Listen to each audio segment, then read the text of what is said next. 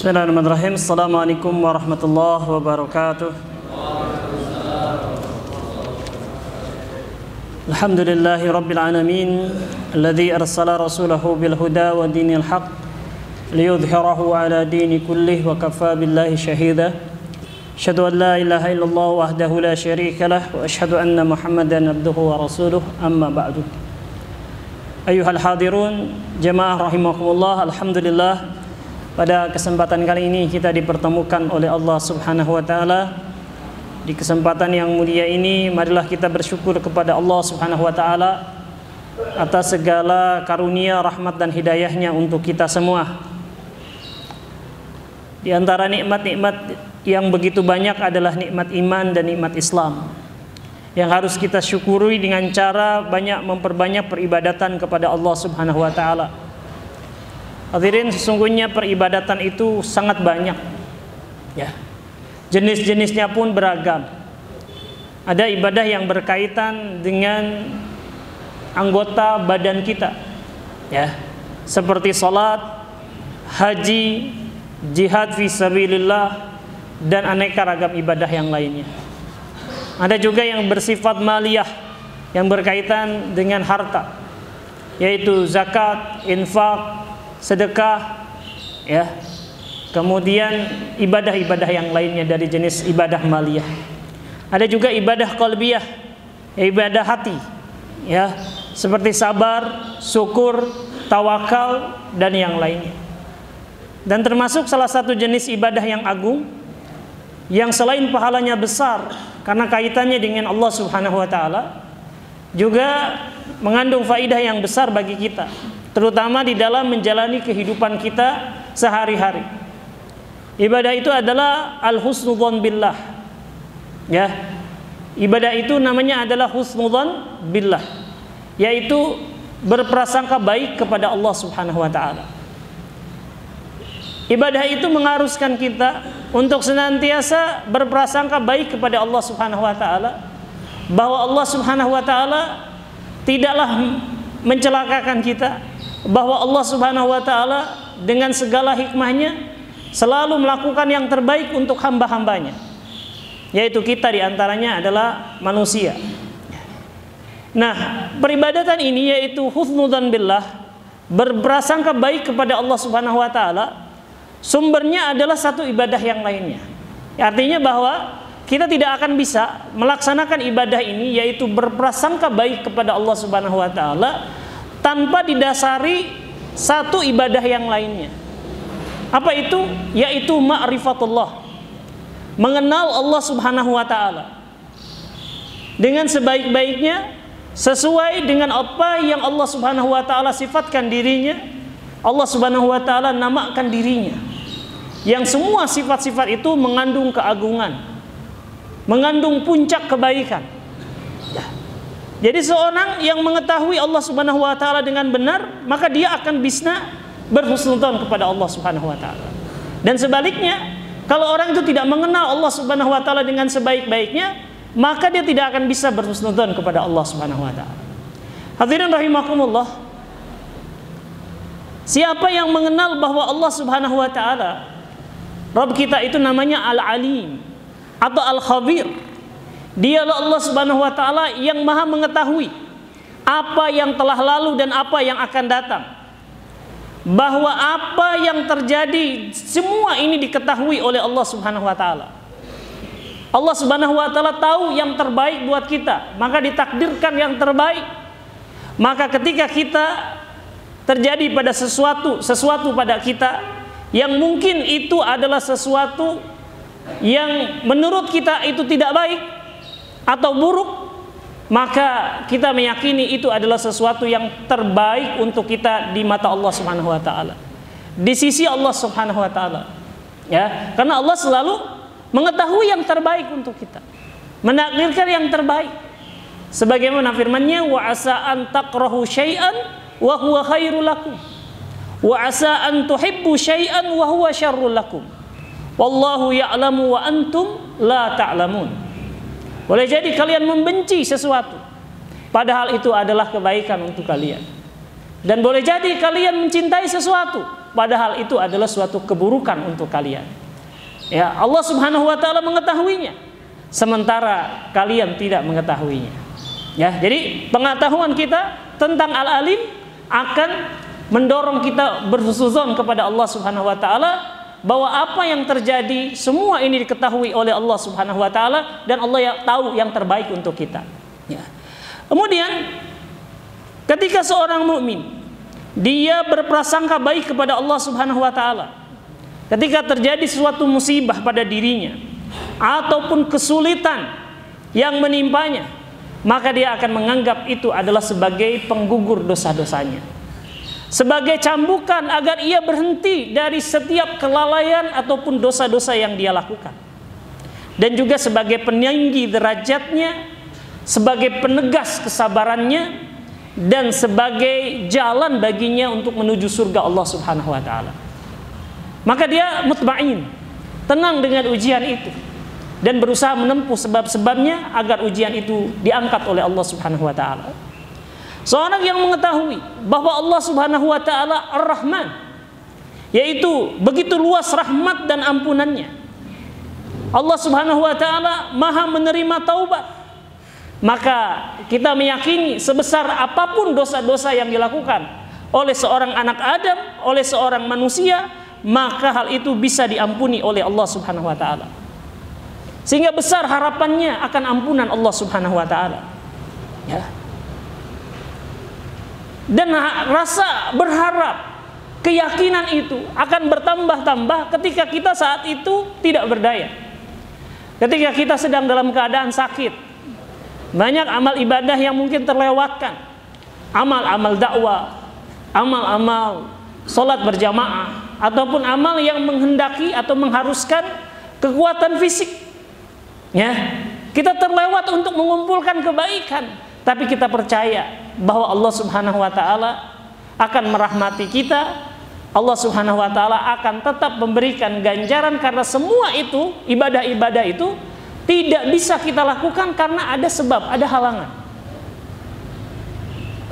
Begitupun juga ketika seseorang sedang dalam keadaan sakit, tak berdaya, ya, bahkan dia merasakan antara dirinya dengan kematian itu semakin dekat, ya, dan banyak ibadah tidak bisa dia lakukan, tidak banyak yang bisa dia lakukan untuk menghapus-hapus dosa.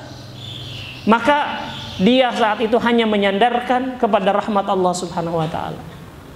Ibadah sudah tidak bisa saya lakukan secara maksimal, ya, dikarenakan keterbatasan karena sakit ini.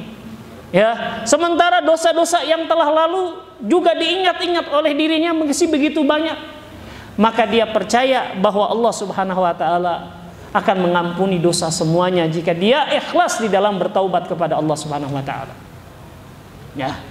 Dalam sebuah hadis Rasulullah SAW mengatakan, la yamutunna ahadukum illa wa huwa yuhsinu dzanni billahi azza wa jalla. Janganlah sampai salah seorang di antara kalian mati kecuali dalam keadaan berhusnudzon kepada Allah Subhanahu wa taala. Ya. Memang menurut empiris, ya, pengalaman menyaksikan, ya, itu kalau orang mau meninggal dunia semuanya dalam keadaan keresahan yang luar biasa, dalam keadaan kekhawatiran, ya, maka mereka seperti orang yang dalam keadaan ketakutan. Ya, ini memang campur antara ketakutan, kekhawatiran, keresahan.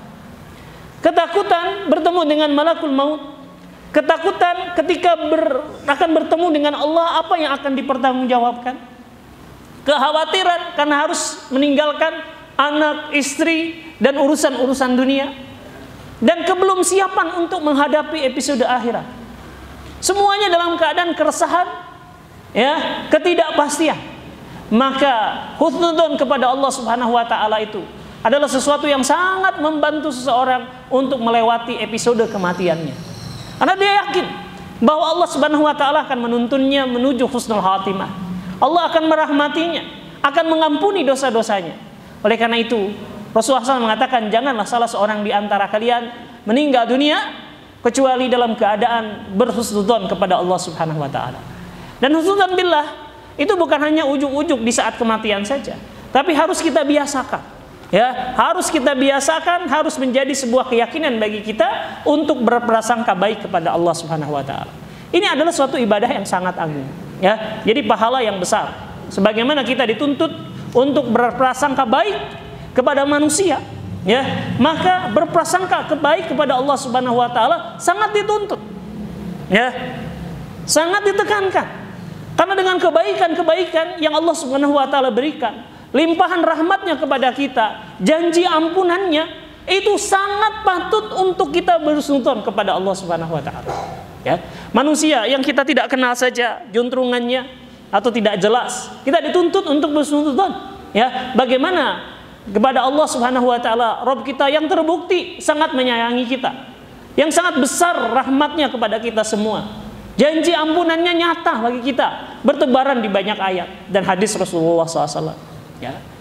Tetapi bukan hanya sebuah peribadatan, ya, berprasangka baik kepada Allah Subhanahu wa taala akan mendatangkan, ya, akan membuat seseorang mendapatkan apa yang ia prasangkakan baik kepada Allah Subhanahu wa taala.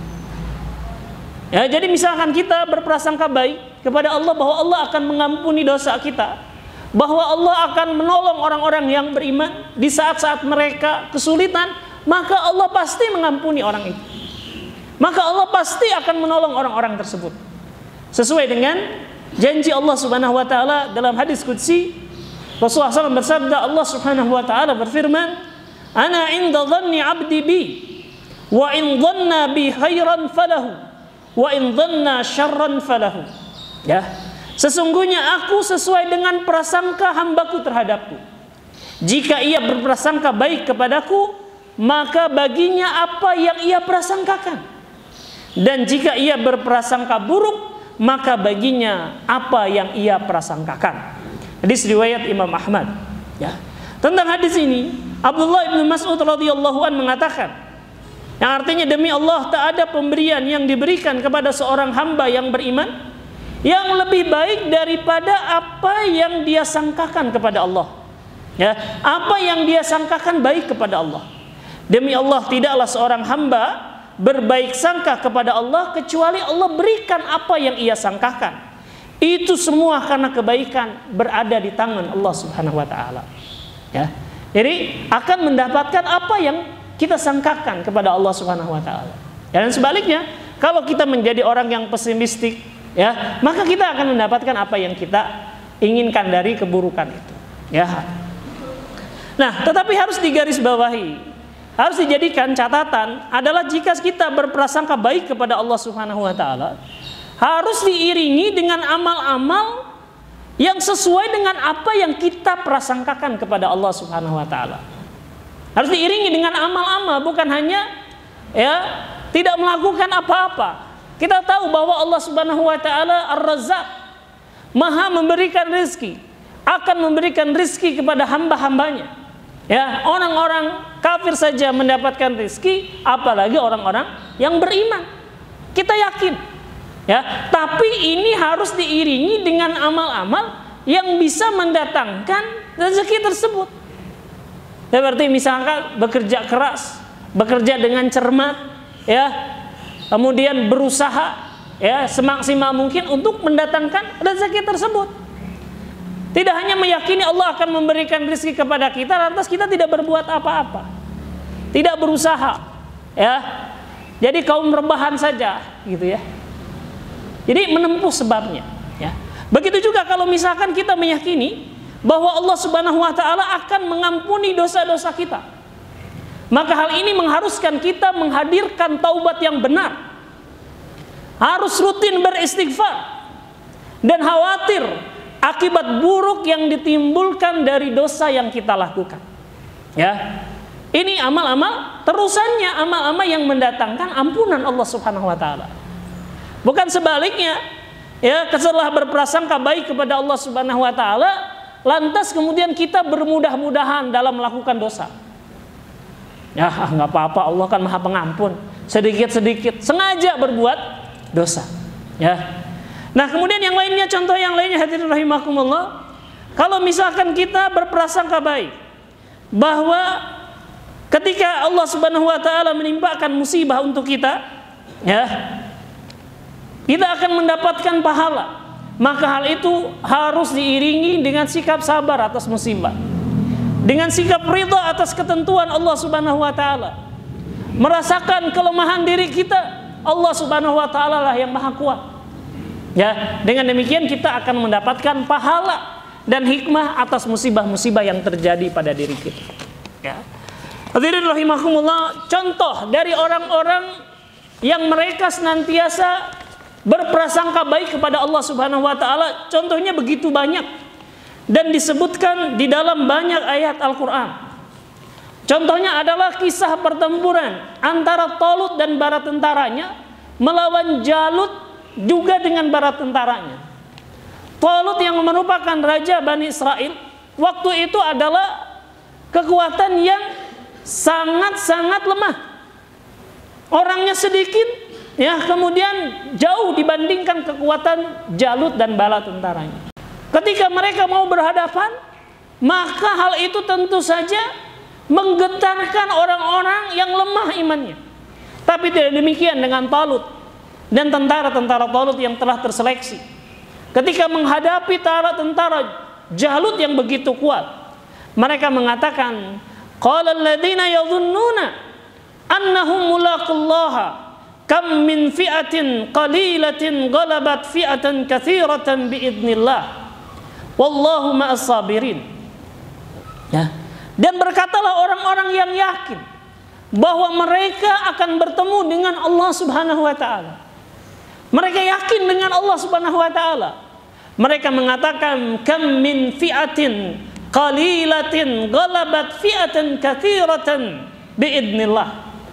Berapa banyak golongan yang berapa banyak golongan yang sedikit bisa mengalahkan golongan yang banyak.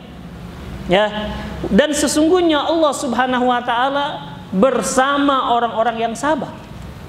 Ya, dan kita tahu bagaimana kisah akhirnya di mana Daud yang ketika itu berada di pihak Talut itu bisa mengalahkan Jalut, bisa membunuh Jalut. Ya.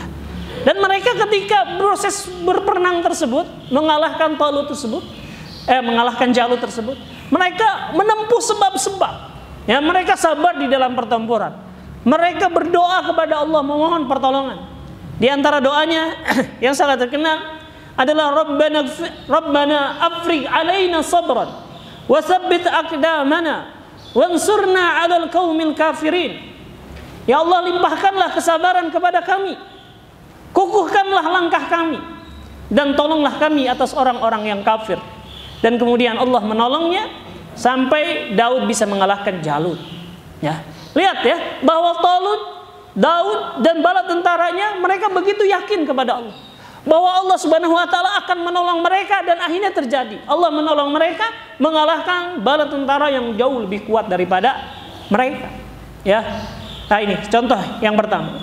Contoh yang kedua adalah ketika di zaman Nabi Muhammad SAW, di mana Nabi Muhammad SAW dan para sahabatnya itu dikepung oleh pasukan koalisi yang disebut dengan pasukan Ahzab, datang dari berbagai sudut kota Madinah yang jumlah mereka 3 kali lipat jumlah penduduk Madinah.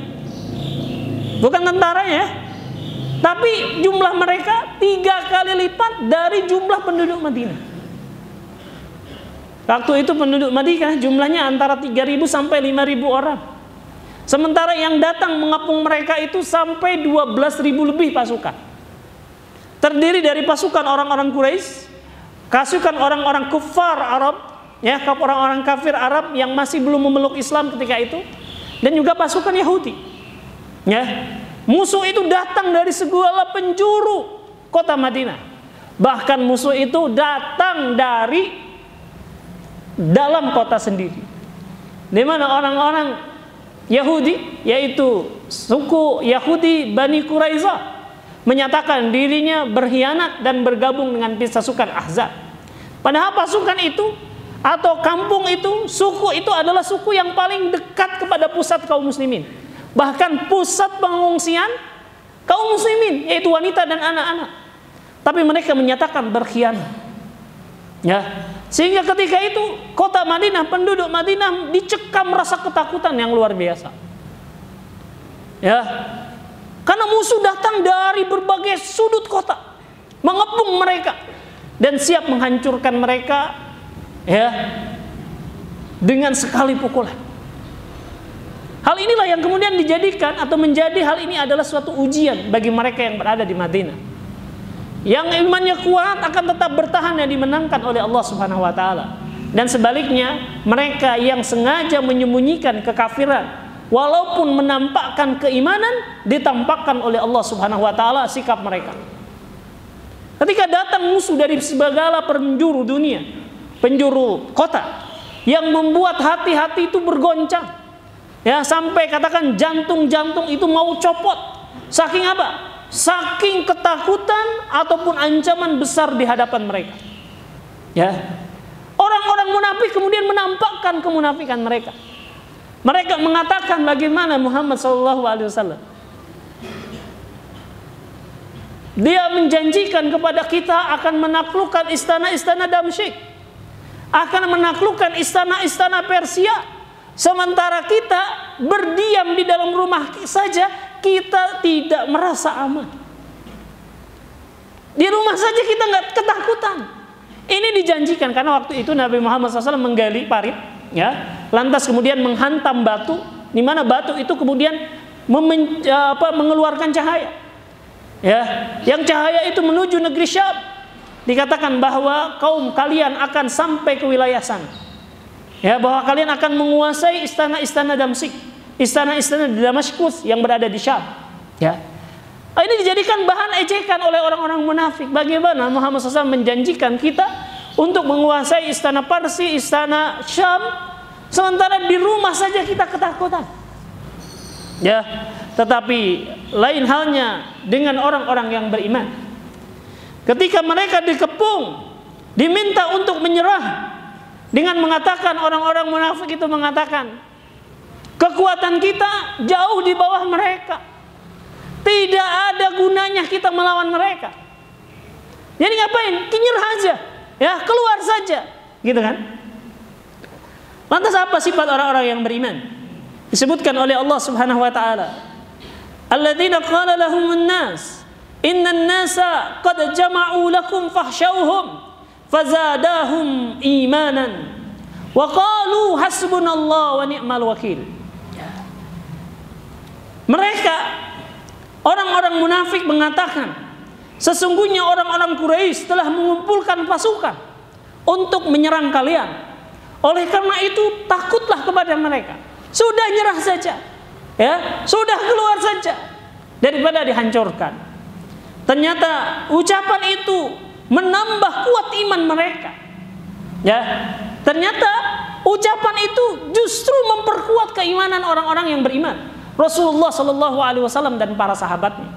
Mereka kemudian menjawab, hasbunallah wa ni'mal wakil. Ya, cukuplah bagi kami Allah Subhanahu Wa Taala sebagai satu-satunya penolong dan pelindung kami. Ya, dan kemudian sebagian di antara mereka mengatakan, hadza ma wa'adanallahu wa rasuluh.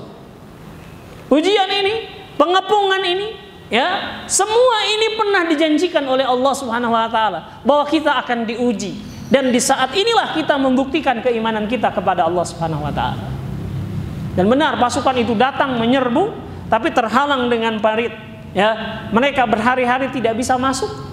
Sampai kemudian mereka dihancurkan oleh bala tentara Allah Subhanahu wa taala yang lainnya yang bernama angin. Ya. Jadi Rasulullah SAW dan para sahabatnya berhusnuzon kepada Allah Subhanahu wa taala bahwa Allah akan menolong mereka. Allah akan memberikan jalan keluar kepada mereka, dan mereka tidak menukar keimanan tersebut dengan sikap menyerah, lemah, ya, apalagi berbalik kepada kekafiran. Ya. Itulah buah dari sikap berhusnuzon kepada Allah Subhanahu wa taala. Nah, hadirin rahimakumullah, di saat ini, ya, di saat ini, yaitu di saat terjadinya perang antara saudara-saudara kita kaum muslimin di Palestina dan juga dengan orang-orang Zionis Israel laknatullah alaihim, ya, bahwa kita diperlihatkan Ya, kalau tadi kita katakan kisah tentang pertempuran antara Talut dengan Jalut, ya, kemudian kisah pertempuran Rasulullah Shallallahu Alaihi Wasallam dengan orang-orang Quraisy atau dengan pasukan Ahzab, ya. Dan hari ini kita, ya, diberikan oleh Allah Subhanahu Wa Taala pengalaman untuk menyaksikan bagaimana orang-orang Palestina mereka benar-benar, ya, itu seperti apa yang dilakukan oleh orang-orang zaman dahulu, yaitu mereka sangat optimis, ya, sangat optimis, dan mereka berprasangka baik kepada Allah Subhanahu Wa Taala bahwa Allah Subhanahu Wa Taala itu benar-benar akan menolong mereka.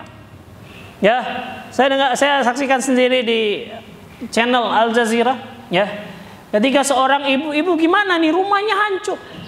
Ya, rumah Anda hancur, banyak orang-orang meninggal dunia. Bagaimana tanggapannya? Ya, dia mengatakan dengan kata-kata banyak, ya, yang intinya adalah bahwa dia sangat yakin apapun yang terjadi, tanah ini adalah tanah mereka, mereka tidak akan keluar, dan dia mengatakan inna lamuntasirun. Sesungguhnya kami itu pasti benar-benar akan menang, akan ditolong oleh Allah Subhanahu Wa Taala. Dan perkataan seperti itu mungkin kalau diwawancara kepada penduduk Gaza, kepada penduduk Palestina, mereka akan mengatakan hal yang sama, bahwa kami akan ditolong oleh Allah Subhanahu Wa Taala. Ya, jadi dengan keadaan yang sangat terbatas, rumah mereka hancur, 70% bangunan di Gaza sudah hancur. Mereka juga sulit mendapatkan makanan, tidak ada listrik, ya, air tawar, air minum, ya, itu sangat sedikit.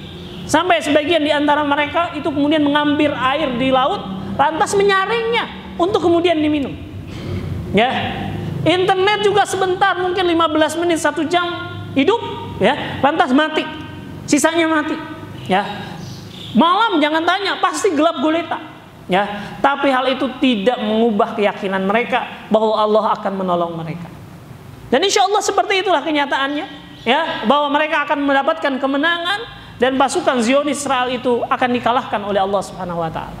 Dan jangan lupakan untuk mendoakan saudara-saudara kita. Yakinlah bahwa Allah Subhanahu Wa Taala akan menolong saudara-saudara kita di sana. Ya. Dan ini adalah aplikasi langsung dari apa yang disebut dengan husnudzon billah, berprasangka baik kepada Allah Subhanahu Wa Taala. Nah, hadirin jemaah yang dirahmati oleh Allah Subhanahu Wa Taala, saudara-saudara kita kaum muslimin di Palestina ataupun di negeri-negeri konflik, itu kita menyaksikan bagaimana keteguhan iman mereka, bagaimana mereka berprasangka baik kepada Allah Subhanahu Wa Taala di puncak musibah, ya, di puncak ketika mereka menderita, mereka bisa mempertahankan keimanan mereka. Bukan hanya mempertahankan keimanan, tapi menunjukkan kepada kita, memberikan teladan kepada kita.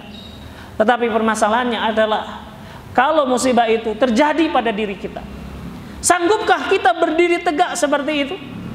Bahwa yakin apa yang ditakdirkan oleh Allah Subhanahu Wa Taala adalah yang terbaik untuk kita. Allah akan menolong kita. Apakah kita akan bersikap sama seperti mereka? Atau sebaliknya, kita termasuk orang yang mencela, naudzubillah, mencela takdir Allah Subhanahu Wa Taala. Ya. Nah, ini adalah satu jawaban yang tidak perlu dijawab sekarang. Oh ya, saya sanggup, ya. Insya Allah saya sanggup, tak perlu, ya. Kita yang harus kita lakukan adalah kita terus memperbaiki iman kita. Ya. Kita perbaiki iman kita, kita kuatkan iman kita, kita tingkatkan iman kita. Karena apa yang membuat bagaimana para tentara Talut, bagaimana para sahabat ridwanullah alaihim ajmain dengan Rasulullah sallallahu alaihi wasallam bisa bertahan di puncak kesulitan yang sangat luar biasa, di musim dingin, musim sangat paceklik, tidak ada makanan, musuh datang dari setiap sudut kota, bahkan dari dalam kota musuh itu datang menyerang, tapi mereka tetap bisa bertahan semata-mata adalah karena keimanan mereka. Ya, semata-mata karena keimanan mereka. Dan ini kemudian ditunjukkan kembali di hadapan kita ketika saudara-saudara kita di Palestina dengan segala kesulitan yang mereka hadapi, mereka tetap berdiri tegak. Ya, mereka mengatakan, kalian wahai pemimpin-pemimpin Arab tidak perlu melaksanakan sholat jenazah untuk kami. Ya, tidak perlu. Salat gaib dan yang lain, karena penduduknya banyak, kota-kotanya yang penduduknya hilang. Ya. Mati, meninggal dunia kebanyakan. Ya perlu kami disolatkan. Ya maksudnya mereka sudah solatkan, gitu kan? Ya, tapi justru kalianlah yang harus disolatkan. Karena hati kalian mati, sementara hati kami hidup. Mereka sudah membuktikan itu, gitu ya. Nah, jadi kitalah yang harus terus memperbaiki keimanan kita, meningkatkan keimanan kita. Ya, kalau seandainya atau suatu hari ujian itu datang, ya kita bukan menantang ujian, ya, tetapi kalau misalkan ujian itu benar-benar datang kepada kita, kita sudah siap dan respon kita adalah respon yang mendapatkan ridho dari Allah Subhanahu wa taala. Bukan sebaliknya, ya apa yang kita sikapkan justru menambah kemurkaan Allah Subhanahu wa taala. Ya, ini yang bisa saya sampaikan, mudah-mudahan bermanfaat. Sallallahu ala nabiyina Muhammadin wa ala alihi wasallam. Subhanakallahumma bihamdika asyhadu an la ilaha illa anta astaghfiruka wa atubu ilaik. Assalamualaikum warahmatullahi wabarakatuh.